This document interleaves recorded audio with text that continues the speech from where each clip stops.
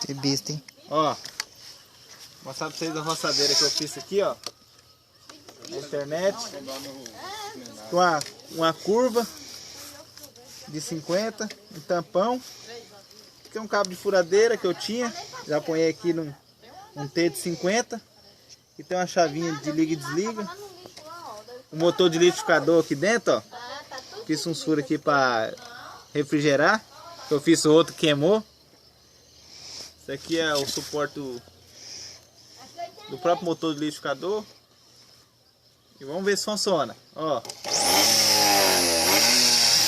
Cara, meu secretário. Toma, cu, vai.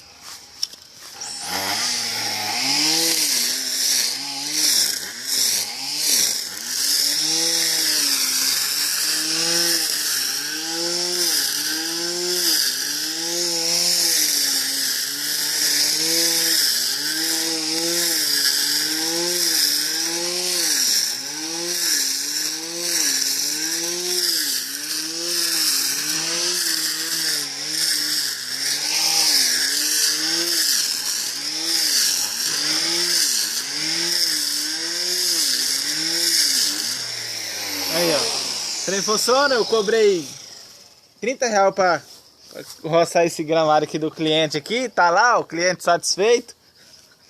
E é isso aí, dá pra ganhar dinheiro com trem velho. Falou!